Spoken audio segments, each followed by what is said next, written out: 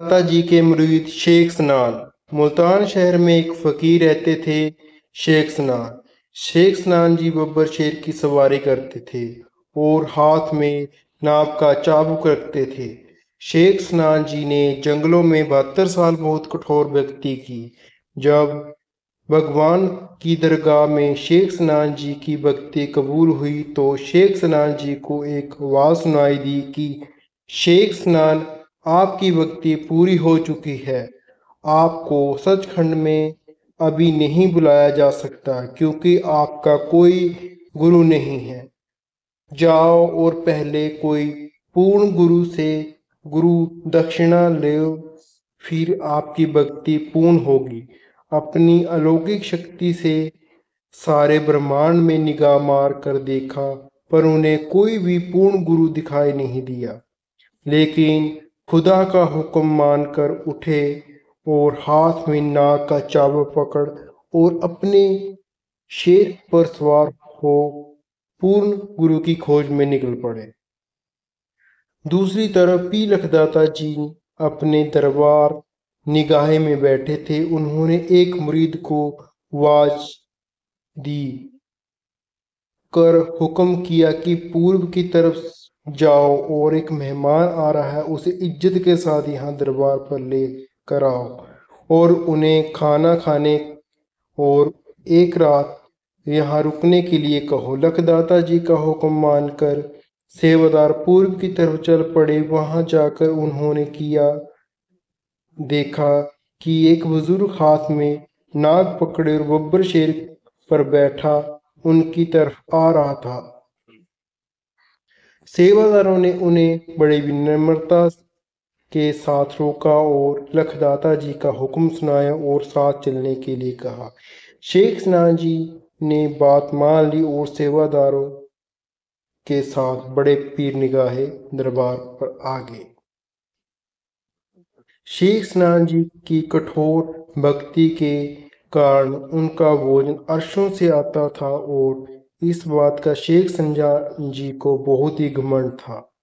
अपनी भक्ति के नशे में चूर शेख स्नान जी ने निगाहें पहुंचकर अपने शेर पर बैठे ही लखदाता जी से हाथ मिला और सेवादारों से हंसते हुए कहा, लो मेरा शेर पकड़ लो।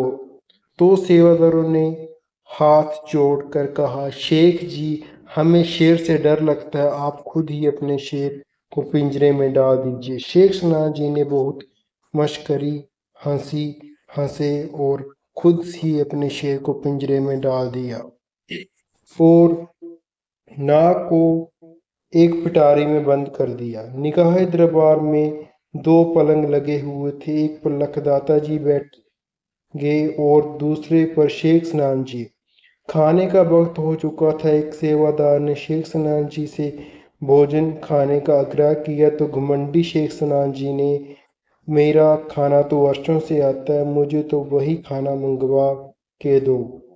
तो जानी जान लखदाता जी ने अपने हाथ ऊपर किए की तरफ फरियाद की और अर्शों से भोजन से सजी सजाई एक थाली आ गई। शेख स्नान जी ने अपने भोजन किया और महसूस किया कि आज की थाली भोजन पहली की थालियों से ज्यादा स्वादिष्ट है और मन ही मन लखदाता जी की शक्ति से हैरान हुए।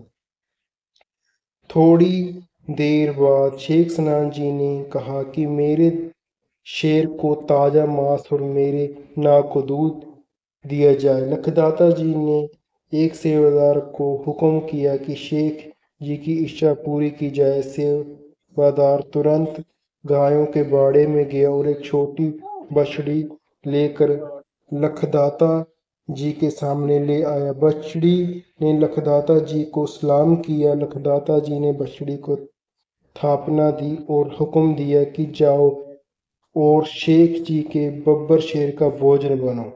साथ ही सेवादार ने कपिला गाय का दूध एक कटोरे में डालकर नाग की पिटारी में रख दिया और इसके बाद अभी आराम करने लगे।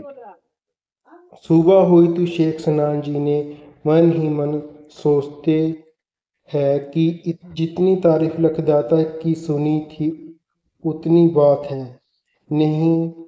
मेरी इबादत तो इनसे कहीं ज्यादा है। पूर्ण गुरु ढूंढने के लिए अभी और आगे जाना होगा। यही सोचकर शेख स्नान जी आगे जाने की तैयारी करने लगे। फिर उन्होंने लखदाता जी से जाने की इजाजत मांगी और बाहर की आकर देखा कि पिंजरे में उनका बब्बर शेर ही नहीं है और रात वाली बछड़ी बैठी हुई है और आराम से जुगाली कर रही है। यह देखकर शेख सनान जी घबरा गए और फिर गुस्से से बोले, आप लोगों ने मेरा बब्बर शेर गायब कर दिया है। ये आप लोगों के लिए ठीक बात नहीं है। हमें हमारा बब्बर शेर और नाग दोनों वापिस करो अभी और इसी वक्त, नहीं तो मेरे से बुरा और कोई नहीं होगा। यह सुनकर लखदाता जी हंस पड़े और बोले, शेख जी आपके शेर और नाग हमने क्या करना है, तो खुदा की बंदगी करने वाले लोग हैं। हमें इन चीजों की जरूरत नहीं है और ना ही इनका कोई लोग। आपको आपका शेर और नाग दोनों जरूर मिल जाएंगे। लखदाता जी के हुक्म से एक सेवादार ने पिंजरे में बछड़ी को बाहर निकाला और साथ ही नाग की पटारी भी लखदाता जी के पास ले आया। शेख स्नान जी और दरबार में मौजूद सारी संगत देखकर शेख स्नान जी को बहुत गुस्सा आ गया और लखदाता जी से कहा कि आप बेईमान हो, आपने मेरा सांप मार दिया और मेरा शेर चोरी कर लिया। लखदाता जी हंस पड़े और बछड़ी को इशारा करते हुए बछड़ी को हुक्म किया कि शेख स्नान जी का शेर वापिस करो। बछड़ी ने हुक्म मानते हुए बहुत बड़ा रूप धारण कर लिया और अपने पेट से शेर को बाहर निकाल कर फेंक दिया।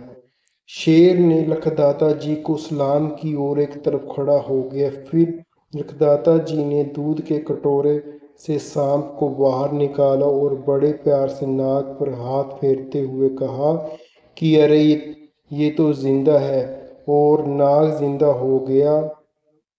नाग को जिंदा देख दरबार में मौजूद सारी संग लखदाता जी की जय जयकार करने लगी और शेख स्नान जी बहुत शर्मिंदा हुए। लखदाता जी से इजाजत लेकर शेख स्नान अपने बब्बर शेर पर सवारी हो और हाथ में नाग पकड़ अपने रास्ते चल पड़े। शेख स्नान जी निगाह से चल पड़े और चलते चले मुल्तान शहर से बाहर की तरफ आ गए। शहर के बाहर सैन बादशाह लंगर लगाया हुआ था। शेख जी को आता देख उन्होंने शेख स्नान जी से भोजन करने की विनती की। शेख स्नान जी तो पहले से ही गुस्से से भरे पड़े थे। उन्होंने बादशाह से बहुत गुस्से और अहंकार से कहा, तुम लोग मुझे क्या भोजन खिलाओगे? मेरा भोजन तो अर्शों से आता है और देखो मेरी करामात और मेरी भक्ति। यह कहकर शेख स्नान जी ने अपना नाग बादशाह के बेटे की तरफ छोड़ दिया और नाग ने बादशाह के बेटे को ढस लिया और बादशाह के बेटे उसी वक्त मृत्यु होगी। रंग में भंग पड़ गई, खुशियां गमों में तब्दील होगी। सभी रोने चिल्लाने लगे। बादशाह और उसकी रानी का रो रो कर बुरा हाल हो गया। शेख स्नान जी को अपनी भक्ति और शक्ति पर बहुत घमंड था कि लड़के के मर जाने के बाद सभी मेरी मिन्नतें करेंगे और फिर बादशाह के बेटे को अपनी शक्ति से जिंदा कर दूंगा। इस तरह सभी मेरी जय जयकार करेंगे। लखदाता जी के सामने हुई बेइज्जती का बदला भी पूरा हो जाएगा और साथ में इन लोगों को भी पता लग जाएगा कि कौन ज्यादा शक्तिशाली है।